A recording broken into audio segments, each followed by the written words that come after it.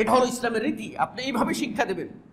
আপনার ছেলে, আপনার মেয়ে, আপনার নাতি, সে যদি প্রথমেই বিসমিল্লাহ বলা শিখে, প্রথমেই যদি ডান হাতটাকে অগ্রাধিকার দেওয়া শিখে, তাহলে তার বাম হাত আগাবে না। প্রথমেই যদি বামের উপরে অভ্যস্ত করেন, তাহলে কিন্তু অবস্থা গুরুচর। যে সবচেয়ে বড় সমস্যা হলো, আমরা যারা বাবা, বাবা হতে পারিনি, আমরা যারা মা, মা হতে পারিনি। বাবা বাম হাতে গ্লাসটা ধরি, বাবা বাম হাতে গ্লাস তো ধরি তো দূরের কথা, আমরা বাম হাতে সিগারেট ধরে খাই, টানি, বাচ্চার সামনে নিজেরা নিজেদের সর্বনাশ করি, ধোঁয়া দিয়ে সন্তানদের কচি এই ফুসফুসকে আমরা আঘাত করি, সাথে সাথে আমরা তাদের সামনে একটা আপনার বাজে মডেল হিসাবে, নিকৃষ্ট মডেল হিসাবে তাদের সামনে উপস্থাপিত হই, তারাই সেটা অনুসরণ করে। সুতরাং এ সময় যদি আপনি সত্যিকার অর্থে শিশুদের মননশীলতা বিকাশে আপনি সহায়তা করতেন, ইসলামের দৃষ্টিভঙ্গিটা সামনে আনতেন, আপনি বলতেন, বাবা তুমি ডান হাতে খাও, তুমি বিসমিল্লাহ বলে খাও, তুমি এইভাবে কাজটা করো, এইভাবে আপনাকে দিন শিক্ষা দিতে হবে। তারপর রাসূল সাল্লাল্লাহু আলাইহি ওয়াসাল্লাম বলছেন, মুরু সিবিয়ানাকুম ওহুম আবনাউ সাবআ সিনিন, তোমাদের ছেলেরা মেয়েরা 7 বছর বয়স হয়ে গেছে, তাদেরকে কিসের? বিসসালাহ, সালাতের আদেশ দাও, সালাতের আদেশ করো। ওয়াজরিবুহুম আলাইহা, এরপরে যদি সালাত আদায় না করে বয়স তাদের 10 হয়ে যায়, তাহলে তখন তাদেরকে পিটাও, তাদেরকে বেত্রাঘাত করো। এজন্য 10-এর আগে শিশু সন্তানকে বেত্রাঘাত বৈধ না, বেত্রাঘাত বৈধ না, শিশু সন্তানকে মারা বৈধ না, শিশু সন্তানকে উঁচু স্বরে ধমক দেওয়াও বৈধ না। কারণ ধমক দিলে তার যে কচি মনের ভিতরে রেখাপাত করবে, একসময় সে প্যানিক ডিসঅর্ডারে ভুগবে। অনেক পিতামাতা আছেন পৈশাচিক নির্যাতন করেন, নির্যাতন করার ফলে তার দিলের ভিতরে যে দাগটা হয়, ওই দাগটা একসময় হতাশায় পরিণত হয়, তারপরে মেন্টালি সে অসুস্থ হয়ে পড়ে, নার্ভাসনেস, স্নায়ুতন্ত্র কাজ করে না। এই দুর্বলতার মূল কালো পিতামাতা তাদের মননশীলতা বিকাশে যথাযথ ভূমিকা রাখতে পারেননি। এখানে পিটাবার বিষয় না। আপনি দেখুন, আপনি লক্ষ্য করুন, রাসূলুল্লাহ সাল্লাল্লাহু আলাইহি ওয়াসাল্লাম খুতবা দিচ্ছিলেন, মিম্বরে খুতবা দিচ্ছেন। এই সময় তার নাতি হাসান এবং হোসেন ছোট্ট সুন্দর জামা পরে এই আস্তে আস্তে আলতু আলতু করে টুকটুক করে হেঁটে মসজিদে ঢুকে গেছে। মসজিদে ঢুকে খুতবা দিচ্ছেন কে? রাসূলুল্লাহ সাল্লাল্লাহু আলাইহি ওয়াসাল্লাম। ওদের কাছে কি? তাদের নানা। তাই নানার কাছে দৌড়ে কাছাকাছি চলে আসছে। আমি আপনি নানা হলে কি বলতাম? এইটা আটকাও, তাই না? কিন্তু রাসূলুল্লাহ সাল্লাল্লাহু আলাইহি ওয়াসাল্লাম কেমন ছিলেন? বাচ্চা দুটি চলে আসলো, আল্লাহর নবী আস্তে করে খুতবা বন্ধ করে মিম্বর থেকে নেমে গেলেন। নেমে গিয়ে বাচ্চা দুটিকে 2 হাতে উঠিয়ে কোলে করে এনে মিম্বরে বসালেন। এরপর বাকি অসমাপ্ত খুতবা তিনি সমাপ্ত করলেন। আপনি কি মনে করেন না? সাহাবী মুআজ বলছেন, আমি ছোট্ট ছিলাম, রাত্রে রাসূল সাল্লাল্লাহু আলাইহি ওয়াসাল্লাম নামাজ পড়তে উঠেছেন, আমি গিয়ে চট করে, ওই যে ছেলেরা অভ্যাস দেখে দেখে অভ্যাস করে, তা আমি চট করে গিয়ে রাসূল সাল্লাল্লাহু আলাইহি ওয়াসাল্লামের বাম পাশে দাঁড়িয়ে গেলাম। এখন দুজন যদি সালাত আদায় করে, বামে যিনি থাকেন তিনি হবেন ইমাম, আর ডানে যিনি থাকবেন তিনি হবেন মুক্তাদি। এখন ইমাম তো রাসূল সাল্লাল্লাহু আলাইহি ওয়াসাল্লাম, এখন ইমামতির জায়গায় চলে গেছেন ছোট্ট বালক, তিনি বাম সাইডে চলে গেছেন। বাম সাইডে যখন চলে গেছেন, তখন রাসূল ওই সাহাবী বলছেন যে আমার মাথার চুল ধরে আলতোভাবে ধরে রাসূল সাল্লাল্লাহু আলাইহি ওয়াসাল্লাম পিছন দিক থেকে ঘুরিয়ে টেনে এনে আমাকে ডান দিকে দাঁড় করিয়ে দিলেন। আল্লাহর নবী কোনো সময় কোনি মারলেন না, তুই কেন বাম সাইডে দাঁড়াইছিস? অথচ আস্তে করে ধরে এনে তাকে ডাইন সাইডে দাঁড়িয়ে দিয়ে বুঝিয়ে দিলেন যে বৎস হে প্রিয় বাদশা, তোমার জায়গায় এটা, মুক্তাদি হলে আমার সাথে দাঁড়ালে ডানেই দাঁড়াতে হয়, আমার সামনে দাঁড়াতে হয়, আমার সাথে। এটা রাসূল সাল্লাল্লাহু আলাইহি ওয়াসাল্লাম শিখিয়েছেন, আমাদেরকে সেটাই শিখতে হবে। রাসূল সাল্লাল্লাহু আলাইহি ওয়াসাল্লাম সালাত আদায় করছেন, নাতি গাড়ের উপরে দাঁড়িয়ে আছেন কোলে নিয়ে। যখন রুকুতে যাচ্ছেন, পিঠের উপরে উঠে যাচ্ছে, যখন সিজদায় যাচ্ছেন তখন মাটিতে রেখে আস্তে করে তাকে বসিয়ে রেখে তারপরে সিজদায় গেছেন। আপনি আমি সেটা করি? আপনি আমি বলতাম যে আমার সলাদটাই নষ্ট করে দিয়েছে, আমার নামাজটাই নষ্ট করে দিয়েছে, আমার সারে সর্বনাশ করে দিয়েছে, নাও নাও নাও, এই কই গেলা, তোমার বাচ্চা সর্বনাশ করল। যত সর্বনাশ বাড়িওয়ালির, আর যত আদর আপনার। বাচ্চা যখন ঠিক মতোই আপনাকে বাবা বাবা বলে ডাকে, দাদা দাদা বলে ডাকে, তখন আপনার খুব ভালো লাগে। আর যখন বাচ্চা সামান্য কিছু একটু পেশাব ছেড়ে দিল, তাহলে কি তখন গেলে কোথায়, তোমার বাচ্চা না, ধমকাইয়া তোমার বাচ্চা না, তোমার বাচ্চা করে তাকে ধমকিয়ে দিই। কিন্তু না, এই সময় ধমক বাচ্চার হৃদয়ে রেখাপাত করে, এই সময় তাকে ধমক দিতে হবে না। দেখেন মদিনায় আল্লাহ নবী সাল্লাল্লাহু আলাইহি ওয়াসাল্লাম সাহাবাদেরকে নিয়ে বসা, এই সময় একজন বেদুইন আসছে। বেদুইন বলা হয় যারা যাযাবরের মতো জীবনযাপন করত, শিক্ষার কোনো ছোঁয়া নাই। সেই বেদুইন আসছে, এসে আল্লাহ নবীর সাথে দেখা করে তার পেশাবের ব্যাগ হয়েছে। এখন মসজিদ খেজুর পাতার মসজিদ, নিচে বালু আছে, সে মনে করেছে বালুতেই তো আমরা পেশাব করি, ঠিক মসজিদের কোনায় গিয়ে বসে মসজিদের ভিতরেই পেশাব করা শুরু করে দিয়েছে। এখন পেশাব যখন শুরু করেছে তখন কি আপনারা কি করবেন?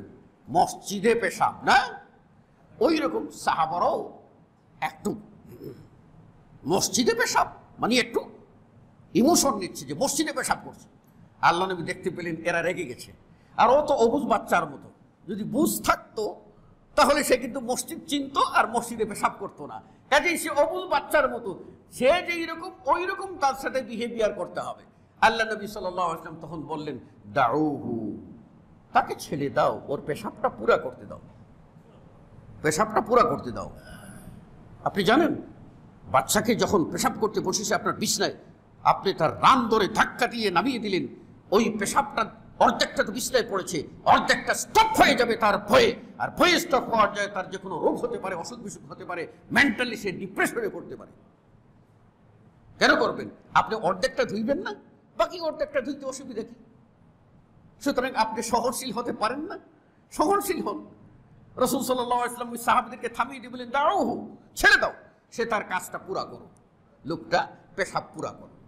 পেশাব পুরা করার পরে আল্লাহ নবী সাল্লাল্লাহু আলাইহি ওয়াসাল্লাম উপস্থিত সাহাবাদেরকে বললেন, যাও তোমরা বালতিতে পানি এনে এই মসজিদটা ধুয়ে দাও। আর পেশাব করলো ওই লোক, পেশাব করলো ওই লোক। আল্লাহ নবী তাকে ধমক দিতেও দিলেন না, বাধাও দিলেন না, তাকে দিয়ে তো ওটা পরিষ্কার করাইবেন তাও করলেন না, বরং আমাদেরকে দিয়ে পরিষ্কার করাইলেন। লোকটা তার মন যেই রকম, চিন্তাটা ওই রকম। যেমন আমার নাতি বলছে বেহেশতে গেলে আল্লাহ গিরিল চড়তে দেবে, ঠিক ওই রকম। কারণ ওর চিন্তা হলো গিরিল চড়াটা হলো শখের বিষয়।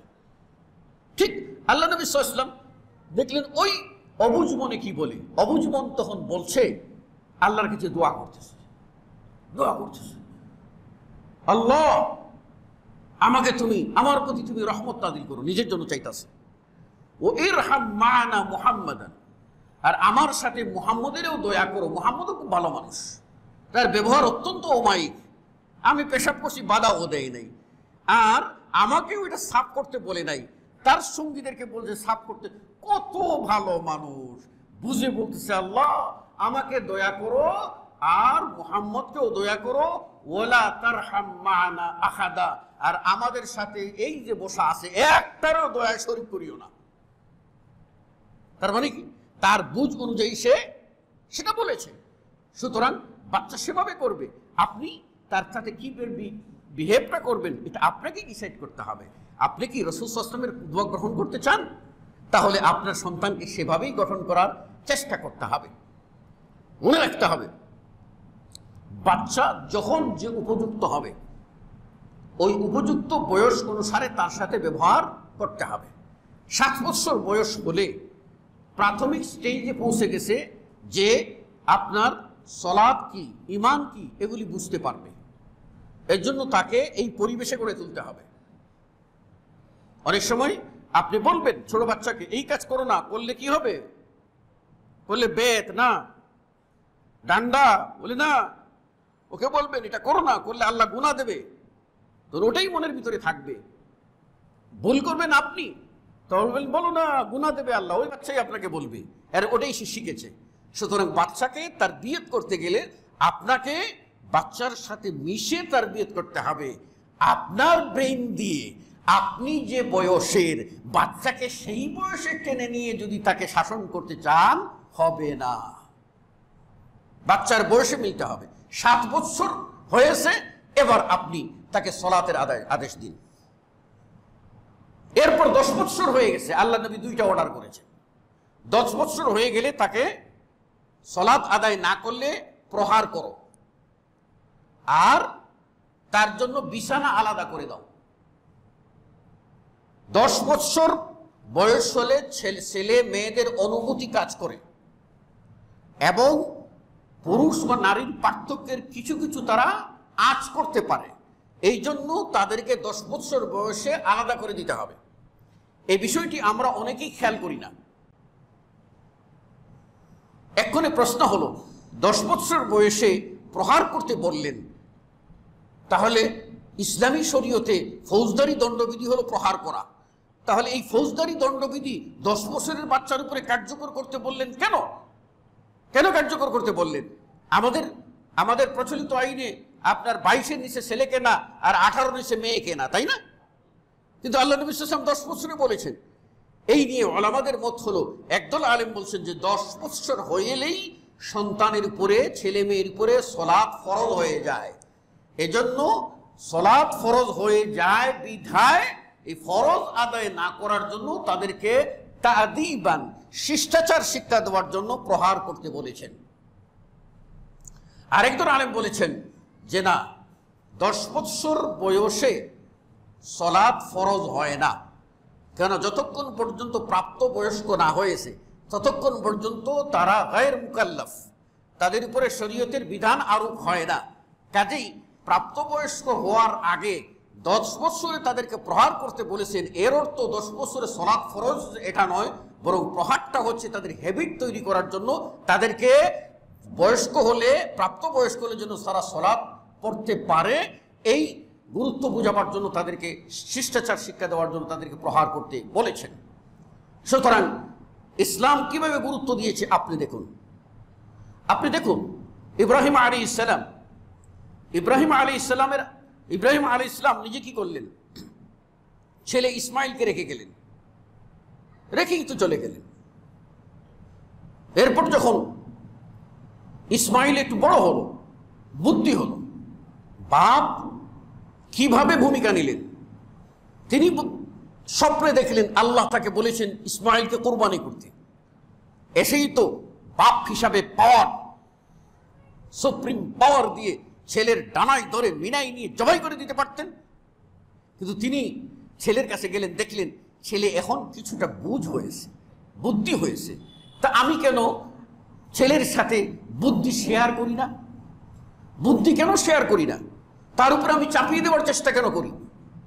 চাপিয়ে দেয়। কিন্তু আমাদের মা বাবারা ছেলেকে যখন সে আপনার ABCD জানে না, ও আ চিনে না, আলিফ বা তাসা চিনে না, তখনই তাদেরকে বলি তোমাকে ডাক্তার হতে হবে, তোমাকে ইঞ্জিনিয়ার হতে হবে, তোমাকে মেরিন ইঞ্জিনিয়ার হতে হবে, তোমাকে পাইলট হতে হবে, তোমাকে এইরকম মেজর হতে হবে, তোমাকে এইরকম। ওই যে বাড়ি 10 তলা বাড়ি বানাইছে, এর চেয়ে বড় বাড়ি বানাইতে হবে। তখনই তার মাথার ভিতরে ঘুরপাক খাইতে থাকে, হাই রে হ্যাঁ, আমি কখন ইঞ্জিনিয়ার হবো, কি করলে ইঞ্জিনিয়ার হয়? ওই যে মেন্টাল চাপ দিলেন, ওই চাপে ঘুরপাক খাইতে খাইতে লাস্ট পর্যন্ত না ইধার না উধার, না ঘর কা না খাটকা। সহজ কথা। এজন্য তাদের মননশীলতার সাথে আপনাকে খাপ খাইয়ে চলতে হবে। বড় হয়ে গেল ছেলে, কত বছর বয়স? অনুমান করা হচ্ছে 14 থেকে 16 বছর বয়সের বাচ্চা হয়েছে ইসমাইল। এই সময়ে ইব্রাহিম আদেশ পেলেন, দৌড়ে চলে এসলেন ফিলিস্তিন থেকে। এসে বললেন, বাবা গো, ও আমার বাবা, ও ইসমাইল, কলিজার টুকরা শোনো, ইন্নী আরা ফিল মানামে আন আযবাহুক, আমি দেখেছি স্বপ্নে আমি তোমাকে জবাই করছি। ফানজুর মাযা তারা, বাবা ভেবে দেখো, চিন্তা করে দেখো কি করা যায়, ভেবে দেখো, চিন্তা করে দেখো কি করা যায়। বুদ্ধি শেয়ার করছেন, আল্লাহর বিষয়টা শেয়ার করছেন। শেয়ার করার পরে ওই ছেলের বুদ্ধি পেকেছে, সে বলছে ইয়া আবাতি ফাল, ইয়া আবাতি, ও আমার বাবা, ইফআল মা তুমার, আপনাকে যে আদেশ করা হয়েছে তাই বাস্তবায়ন করুন। সাতাজিদুনি ইনশাআল্লাহু মিনাস সাবিরিন, আল্লাহ চাহে তো আমাকে ধৈর্যশীলদের অন্তর্ভুক্ত ভাবেন, আমি রাজি। সে কথাই তো আল্লাহ কোরআনে কুট করে বলেছেন, ফালাম্মা আসলামা ওয়া তাল্লাহু লিল জাবিন, যখন বাপ জবাই করতে রাজি, ছেলে জবাই হতে রাজি, কিচ্ছু লাগে নাই, বাপ ডানকাত বাপ ছেলেকে শুইয়ে দিয়েছে, ছুরিও চালানো লাগে নাই, আমি আল্লাহ বলে দিয়েছি কাদ সাদ্দাকতা রুইয়া, ইব্রাহিম তোমার স্বপ্ন বাস্তবায়িত হয়ে গেছে, যাও আর ইসমাইলকে জবাই করতে হবে না, যাও আমি দেখাই দেব। পিছন পাঠিয়ে দিলাম একটা প্রাণী, সেই প্রাণী তুমি জবাই করো। ও তারাকনাহু লিল আখিরিন, তারাকনা আলাইহি ফিল আখিরিন, এবং আমি পরবর্তী প্রজন্মের জন্য এই পশু কুরবানির রীতি জারি করে দিলাম। একটু আগে যান নূহ আলাইহিস সালাম, নূহ আলাইহিস সালামের কথা যান, আমি শুধু স্মরণ করিয়ে দিচ্ছি। নূহ আলাইহিস সালাম ইমানদারদেরকে নিয়ে কিস্তিতে চড়লেন, বন্যা হলো, প্লাবন হলো, ছেলেটা হাবুডুবু খাচ্ছে, বাবার মনটা ছেলের প্রতি একটু দরদ, আমরা নিষ্ঠুর হয়ে যাই, কিন্তু বাপ নিষ্ঠুর হতে পারে না, মা নিষ্ঠুর হতে পারে না।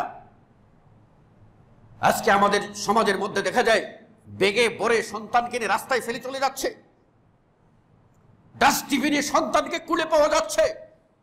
মা এত পাষাণ হলো কেমন করে, তার জৈবিক চাহিদাটাই সবচেয়ে বড় হয়ে গেল, তার সন্তানটা তার কাছে বড় হয় নাই, তার ইমানটা তার কাছে বড় হয় নাই, সন্তান তার কাছে যে আমানত, আল্লাহর দেওয়া রিজিক, এটাকে সে বিশ্বাস করে নাই।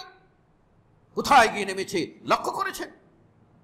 অথচ নূহ আলাইহিস সালাম কিস্তিতে তার ইমানদার সাথীদেরকে নিয়ে, ছেলেটা ডুবে মারা যাবে, বাবার মনটার গলে গেল, বলছেন ইয়া বুনাইয়া ইরকাব মা'ানা, বাবা রে তুমি আমাদের সাথে নৌকায় উঠো, জানটা বাঁচাও, জানটা বাঁচাও।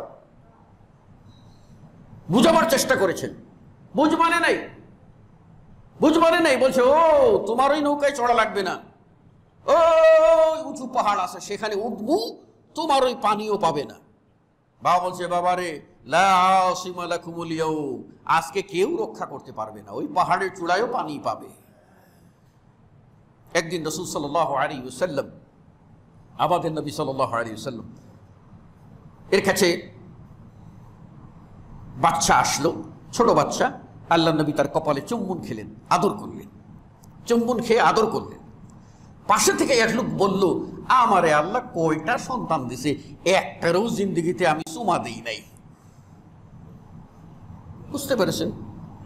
কিছু বাপ আছে এরকম, কিন্তু বাচ্চা কোলে নেয় না শরম, বাচ্চা কোলে নেয় না শরম, আর ঘরে গেলে খালি খালি দমক, বাচ্চারা আদর করে না। আবার কিছু আছে বাচ্চাকে তার মাপের বাইরে আদর করতে করতে হালাল হারামের বর্ডারটাও মানে না, বাবারে সোনারে, আবার বলতে বলতে গিয়ে লক্ষ্মী পূজা করবি, সন্তানকে লক্ষ্মী দেবী, লা হাওলা ওয়ালা কুওয়াতা ইল্লা বিল্লাহ, মানে ওই সীমালঙ্ঘন, এগুলি করতে করতে কুফরিতে চলে যাচ্ছে, টের পাচ্ছে না, সে তার ঈমান হারিয়ে ফেলতেছে, টের পাচ্ছে না। সীমা থাকতে হবে। তখন আল্লাহ নবী সাল্লাল্লাহু আলাইহি ওয়াসাল্লাম বললেন যে তুমি যে বাচ্চারে চুমা দাও নাই, তোমার দিলে আল্লাহ কোনো দয়া লেখে নাই, দয়া থাকলে কান্না আসে। আল্লাহ নবী সাল্লাল্লাহু আলাইহি ওয়াসাল্লামের নাতি মারা গেল, আল্লাহ নবী সাল্লাল্লাহু আলাইহি ওয়াসাল্লাম খবর পেলেন, খবর পাইয়ে গেলেন, যাওয়ার পরে বাচ্চাটাকে কুলে নিলেন, লাশটা, ছোট বাচ্চার লাশ কুলে নিলেন, আর ঝরঝর করে চোখের পানি ফেলে দিলেন, চোখের পানি পড়ছে পড়ছে পড়ছে। তখন সাহাবারা বলেন, ইয়া রাসূলুল্লাহ আপনিও কাঁদছেন, তার মানে হলো মৌত তো আল্লাহর ফয়সালা, আল্লাহ নিয়েছেন, আপনার নবী আমাদের এই বিশ্বাস শিখিয়েছেন, আপনি আবার কাঁদেন, এটা কেমন কথা? তখন রাসূল সাল্লাল্লাহু আলাইহি ওয়াসাল্লাম বলছেন, এটাই হলো ফিতরত, এটাই হলো ফিতরত, আমি আল্লাহর ফয়সালার বিরুদ্ধে কাঁদি না, আমার নয়ন এটা ফিতরত, আমার প্রিয় একটি প্রাণ চলে গেছে তাই আমি কেঁদেছি। আল্লাহ নবী তখন বলেন, ইন্না লিল্লাহি মা আখাযা ওয়া লাহু মা আ'তা ওয়া কুল্লু শাইইন ইনদাহু বিআজালিন মুসাম্মা, যা নিয়েছেন তা আল্লাহর, যা রেখেছেন তা আল্লাহর, প্রত্যেকের জন্য একটা আজল নির্ধারিত সময় আছে, ওই সময় আলে কেউ রক্ষা করতে পারবে না, চোখের পানি আসবে, এটাই স্বাভাবিক। আসেন, সময় কম, আমরা বলতে চাই, আপনার সন্তানকে আপনি দিন শিক্ষা দিয়েছেন? দেননি। আপনি কি লা ইলাহা ইল্লাল্লাহ কালিমা শিক্ষা দিয়েছেন? 7 বছর বয়সে আপনি যখন উজু করেন বাচ্চাকে কাছে নিয়ে উজু শিক্ষা দিয়েছেন, দেখো তো কিভাবে উজু করতে হয়। 10 বছর বয়সে মসজিদে নিয়ে গেছেন, তাকে সালাত আদায়ে অভ্যস্ত করেছেন। আল্লাহু আকবার আজান শুনলে কি করতে হয় সেটা কি বুঝিয়েছেন? বুঝলেই তো সে আপনার বড় হওয়ার পরে আজান শোনার পরেই তার হৃদয়ের ভিতরে আঘাত হানবে, দৌড়ে চলবে মসজিদে। কিন্তু শিখাননি। বড় হওয়ার পরে আপনি তাকে, আপনার বুঝ হয়েছে, আপনার 40-50 পার হয়েছে, মাজা পাকা হয়েছে, চোখের যুক্তি কমেছে, দাড়ি চুল পাকা হয়েছে, এখন মনে হয় যে 1 পা কবরে বুদ্ধি দিলাম, মরলাম। তখনই একটু চিন্তা করলাম, হায় রে হায়, ছেলেটারে দিনদার বানাই, এবং গিয়ে বলেন বাবারে নামাজ পড়বেন, থো তোমার নামাজ। নাউযুবিল্লাহি মিন যালিক। এখন যখন বাচ্চা এরকম করে বলল, এখন আপনি গিয়ে দিলেন, খতিব সাহেব আমার ছেলের একটু ওয়াজ করেন। যখন আপনি ওয়াজ করার সময় ছিল তখন ওয়াজ করেন নাই, এখন কেন? প্রবাদ আছে, কচিতে না নোয়ালে বাঁশ, বড় হলে ঠাস ঠাস। কচি অবস্থায় বাঁশটা যেভাবে পাকা করে রাখবেন ওভাবেই গড়ে উঠবে। বড় হলে পেকে গেলে পাকনা পাশে টান দিয়ে পাকা করবেন, ঠাস করে ভেঙে দেবে। সুতরাং বয়স মতো উপযুক্ত সময়ে ছেলেদের মনন বিকাশে আপনাকে ভূমিকা পালন করতে হবে। বাবা ছেলেকে আদর করে কোনোদিন বলেছেন বলো লা ইলাহা ইল্লাল্লাহ? বলেননি। বড় হয়েছে ছেলে, শুনেছে বাড়ির ধারে ফকির আসে ভিক্ষা করতে, সে আইসা বলছে লা ইলাহা ইল্লাল্লাহ মাগো কিছু দেন, লা ইলাহা ইল্লাল্লাহ মাগো কিছু দেন। এখন আপনি যখন বড় হওয়ার পরে ছেলেকে বলছেন বাবা তোমাকে একটা সুন্দর কালিমা শিক্ষা দেব। কি কালিমা গো বাবা? বাবা কি শিক্ষা দিবা তুমি? কি শিক্ষা? বলে বলো লা ইলাহা ইল্লাল্লাহ। বাবা তুমি এটা ওই যে ফকির চাচা কয় সেটাই তুমি আমারে শিখাইলা। ফকির জিতছে, আপনি ফেল করছেন, কারণ আপনি সময় মতো কালিমা শিখাইতে পারেন নাই। এই জন্যই আপনার এই প্রবলেম হয়। দেখেন লোকমান তিনি কিন্তু আপনার তার ছেলে, তিনি নবী ছিলেন না। লোকমান আল হাকিম বলা হয়, আল্লাহর একজন বান্দা। সেই লোকমান তার ছেলেকে উপদেশ দিতে গিয়ে বলছেন, ছেলেকে উপদেশ দিচ্ছেন, ওয়াজ করছেন। আপনি পরিবারে ওয়াজ করেন, আপনি মনে করেন একজন বক্তা ডেকে এনে ঘন্টার পর ঘন্টা ছেড়ে দেওয়ার নাম হলো ওয়াজ না। আপনি একটা একটা করে শিক্ষা দেন, এটার নামই হলো ওয়াজ। আল্লাহ নবী সাল্লাল্লাহু আলাইহি ওয়াসাল্লাম সেভাবেই সাহাবাদেরকে শিক্ষা দিয়েছেন। আল্লাহ নবী সাল্লাল্লাহু আলাইহি ওয়াসাল্লাম সাহাবী আব্দুল্লাহ ইবনে আব্বাস রাদিয়াল্লাহু আনহু আরদা, বয়স তার 7-8 বছর। 8 বছর বয়সে রাসূল বিদায় হয়ে গেছেন। তখন আল্লাহ নবী তার এই 8 বছরের 7 বছরের সন্তানের দিলের ভিতরে তাওহীদের শিক্ষা কিভাবে ঢুকাইয়েছেন আপনি যদি একটু লক্ষ্য করেন। আল্লাহ নবী সাল্লাল্লাহু আলাইহি ওয়াসাল্লাম সাহাবী, এই ছোট্ট সাহাবী বালক, তাকে বলছেন ইয়া বুনাই ইয়া গোলাম, ওহে প্রিয় বৎস, উআল্লিমুকা বিকালিমাত, তোমাকে আমি কিছু গুরুত্বপূর্ণ কথা শিক্ষা দেব। উআল্লিমুকা বিকালিমাত, তোমাকে কতিপয় গুরুত্বপূর্ণ কালিমা শিক্ষা দেব। শোনো, ইহফাজিল্লাহ ইয়াহফাজুক, তুমি আল্লাহর কথা শুনবে, আল্লাহর কথা ধারণ করবে, আল্লাহ তোমাকে ধারণ করবেন, রক্ষা করবেন।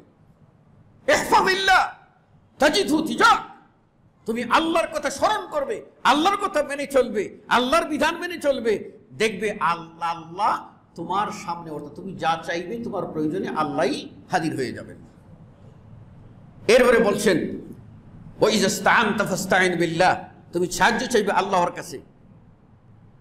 তুমি যদি সাহায্য চাও আল্লাহর কাছে চাইবে।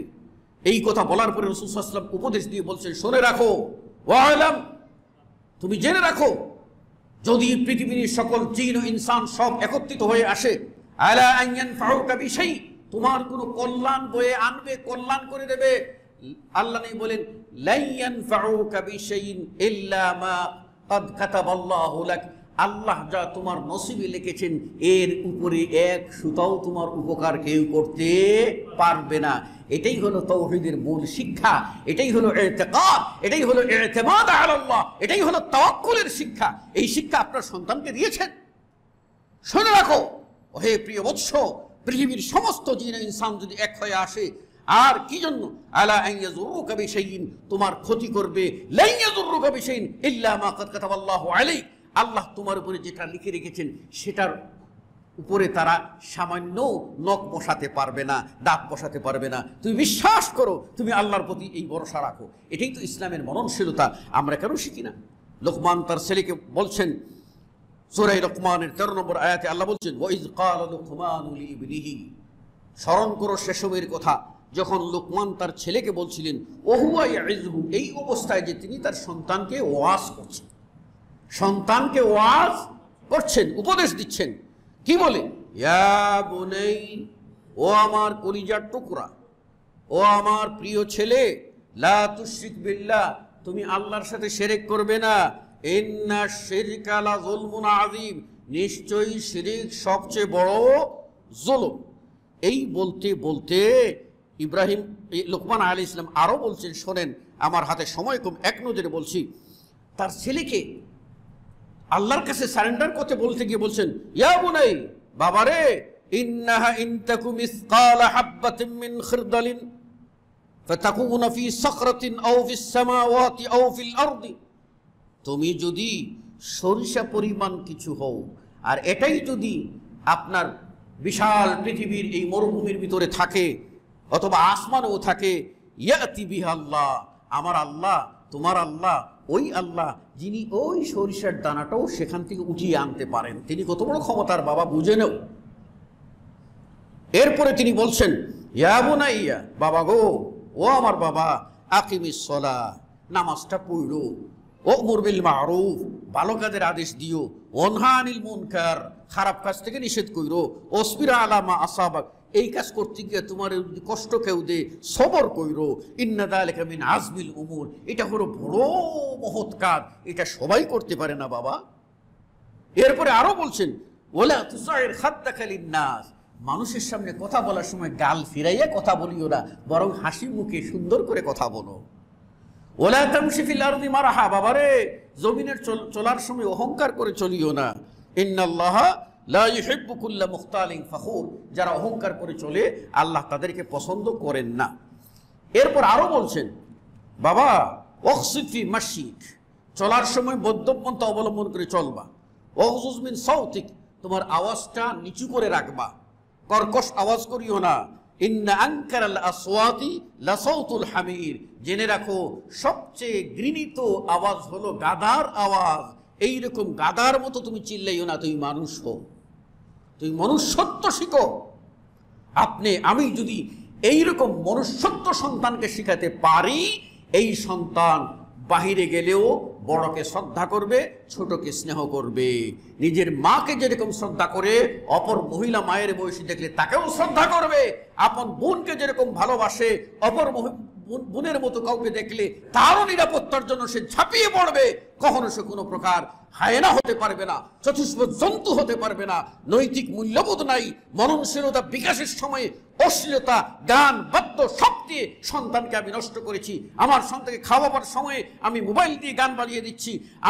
আমি তাকে খুশি করার জন্য, তার রাগ থামাবার জন্য আমি মা রান্না বান্না করব, বাচ্চা বিরক্ত করবে, সেজন্য আমি ডেকসেট লাগিয়ে দিয়ে বলছি, বাবা তুমিও নাচতে থাকো, খেলতে থাকো, তোমার সাথে ইবলিসগুলি সব যুগ দেখ, আর আমি রান্না বান্না করি। এই রান্না বান্না করে এনে খাওয়াইবেন, আর বাচ্চা সব ইবলিসি সব মন্ত্র শিখবে। বড় হওয়ার পরে সে ইবলিসি মন্ত্রের প্রলাপ গাইবে, তখন আপনি তাকে পাগল বলবেন আর তাকে সংশোধনের চেষ্টা করবেন। এটা হতে পারে না। অতএব আসুন, শিশুর মননশীলতা বিকাশে ইসলাম যে গুরুত্বপূর্ণ নির্দেশনা দিয়েছে, এই নির্দেশনাগুলি সামনে রেখে আমরা আমাদের সন্তানকে গড়ে তুলি। আল্লাহ রাব্বুল আলামিন আপনাকে আমাকে তৌফিক দান করুন, আমিন। আকুলু কওলি হাযা আস্তাগফিরুল্লাহ লি ওয়া লাকুম ওয়া লিসাইরিল মুসলিমিন। বারাকাল্লাহু লানা ওয়া লাকুম ফিল কুরআনিল আযীম ওয়া নাফা'নি ওয়া ইয়্যাকুম বিল আয়াতি ওয়া যিকরিল হাকীম। ইন্নাহু তাআলা জাওয়াদুন কারীম ওয়া লাকুম রাউফুর রাহিম ফাস্তাগফিরুহু মিন কুল্লি যামবিন ইন্নাহু হুয়াল গফুরুর রাহিম। আলহামদুলিল্লাহ, আলহামদুলিল্লাহ কাফা ওয়া সালামুন আলা ইবাদিহিল্লাযীনা ইসতাফা, আম্মা বা'দ। মুসাল্লিয়ানে কেরাম, এই মসজিদের উদ্বোধনী খুতবায় আমি এসে মসজিদের গুরুত্ব সম্পর্কে আলোচনা করেছিলাম। তখন আপনাদের ভিতরে একটা আবেগ কাজ করেছিল এবং মসজিদের অসমাপ্ত কাজগুলি করার জন্য আপনারা ঝাঁপিয়ে পড়েছিলেন। এখন যত সময় যাচ্ছে তত চাহিদা বাড়তেছে, তত স্থানের সংকুলন হচ্ছে না, সেগুলির জন্য অর্থ ব্যয় করতে হচ্ছে। আমি তখন এসে শুনেছিলাম কয়েক লক্ষ টাকার ঋণ, তা হয়তো 20-25 লাখ টাকা হবে, এখন হয়তো 40-50 লাখ টাকা এক্সিট করেছে, এখনো কি মসজিদ ঋণগ্রস্ত থাকবে? আল্লাহর ঘর, আল্লাহর ঘর, এটা ঋণগ্রস্ত থাকতে পারে না। আল্লাহর বান্দা থাকতে, আল্লাহর বান্দারা প্রথম মসজিদ নির্মাণ করবে, সেই বক্তৃতাটা আমি প্রথমেই করেছি। কাজেই আপনার আমার দায়িত্ব হলো আমরা যার যা কিছু আছে তার থেকে দিয়ে আল্লাহর ঘরটা যদি আমরা এই ঋণ মুক্ত না করতে পারি, কিয়ামতের মাঠে একজন আমরা মুক্তি পাবো না। আল্লাহ রাব্বুল আলামিন আমাদের সকলকে বুঝার তৌফিক দেখ, দান করার তৌফিক দান করুন। দান করা কি জিনিস এটা আমরা এখনো বুঝি না। দান করা কি জিনিস এটা যদি বুঝতাম তাহলে কি হতো? রাসূল সাল্লাল্লাহু আলাইহি ওয়াসাল্লাম বলছে, শোনো, দান করলে আল্লাহর রাগ নিভে যায়, দান করলে আল্লাহর রাগ নিভে যায়। দান এমন একটা জিনিস, সুতরাং এই দান যদি করেন তাহলে আপনি আমি বাঁচতে পারবো। আল্লাহ রাব্বুল আলামিন আমাদের সকলকে বেশি বেশি করে মসজিদে আল্লাহর নৈকট্য লাভের জন্য দান, এই দান করার তৌফিক দান করুন, মসজিদকে ঋণমুক্ত করার তৌফিক দান করুন, আমিন। আল্লাহ রাব্বুল আলামিন আমাদেরকে তার নবী ও রাসূলের প্রতি সালাত ও সালাম পেশ করতে নির্দেশ দিয়েছেন। আমরা সবাই মনে মনে পড়ব, আল্লাহুম্মা সাল্লি আলা মুহাম্মদ ওয়া আলা আলি মুহাম্মদ কামা সাল্লাইতা আলা ইব্রাহিম ওয়া আলা আলি ইব্রাহিম ইন্নাকা হামিদুম মাজিদ। আল্লাহুম্মা বারিক আলা মুহাম্মদ ওয়া আলা আলি মুহাম্মদ কামা বারাকতা আলা ইব্রাহিম ওয়া আলা আলি ইব্রাহিম ইন্নাকা হামিদুম মাজিদ। ওয়ারদিল্লাহুম্মা আনিল খুলাফা'iর রাশিদিন আল মাহদিন আবি বকর ওয়া উমর ওয়া উসমান ওয়া আলী ওয়া আন সাইরিস সাহাবাতি আজমাইন ওয়া আন্না মা'আহুম বিমান্নিকা ওয়া কারামিকা ইয়া আরহামার রাহিমিন। আল্লাহুম্মা আ'ইজ্জাল الإسلام والمسلمين وأذل الشرك والمشركين وأذل الشرك والمشركين وأذل الشرك والكفرة والمبتدعة والمشركين. اللهم دمر أعداءك أعداء الدين، اللهم دمر أعداءك أعداء الدين، اللهم زلزل أقدامهم وأنزل بهم بأسك الذي لا ترضوه عن القوم المجرمين. اللهم انصرنا وارحمنا برحمتك يا أرحم الراحمين. اللهم أعنا ولا تعن علينا، اللهم انصرنا ولا تنصر علينا، اللهم اغفر لنا ذنوبنا واستر عيوبنا واد ديوننا وسهل أمورنا برحمتك يا أرحم الراحمين. اللهم لا تسلط علينا بذنوبنا من لا يخافك فينا ولا يرحمنا. اللهم طهر قلوبنا من النفاق واخلص أعمالنا من الرياء وتقبل توبتنا بقبول حسن يا أرحم الراحمين. الله আমাদের সকলের গুনাহ খাতাকে maaf করে দাও। আল্লাহ তোমার ঘর মসজিদ নির্মাণে আমাদের এগিয়ে আসার তৌফিক দাও। আমরা যে যা দান করব সেগুলিকে তুমি কবুল করো, সেগুলিকে বাড়িয়ে বড় বড় পাহাড় সমান করে নেকির পাহাড় কিয়ামতের মধ্যে দান করিও। আল্লাহ আমাদের সকলকে আবেদ পরহেজগার বানিয়ে দাও। আমাদের সকলকে সত্যিকার অর্থে ইসলামের প্রকৃত শিক্ষা অর্জনের তৌফিক দাও। আল্লাহ আমাদের সমাজ থেকে যারা বিদায় হয়ে গেছেন তাদেরকে মাফ করে দাও। যারা আমরা বেঁচে আছি তাদেরকে পবিত্র জীবন দান করো। ততদিন বাঁচিয়ে রাখো যতদিন বেঁচে থাকা আমার জন্য ভালো হয়, আপনার জন্য ভালো হয়, আমাদের জন্য সেইভাবে বাঁচিয়ে রাখিও। আল্লাহ আসমানি বালা জমিনি বালা সব বালা মুসিবত থেকে আমাদের সকলে হেফাজত করো। রব্বানা যালামনা আনফুসানা ওয়া ইল্লাম তাগফির লানা ওয়া তারহামনা লানাকুনান্না মিনাল খাসিরিন। রব্বানা আতিনা ফিদ দুনিয়া হাসানা ওয়া ফিল আখিরাতি হাসানা ওয়া কিনা আযাবান নার। সুবহানা রাব্বিকা রাব্বিল ইজ্জাতি আম্মা ইয়াসিফুন ওয়া সালামুন আলাল মুরসালিন ওয়ালহামদুলিল্লাহি রাব্বিল আলামিন। قوموا للصلاة.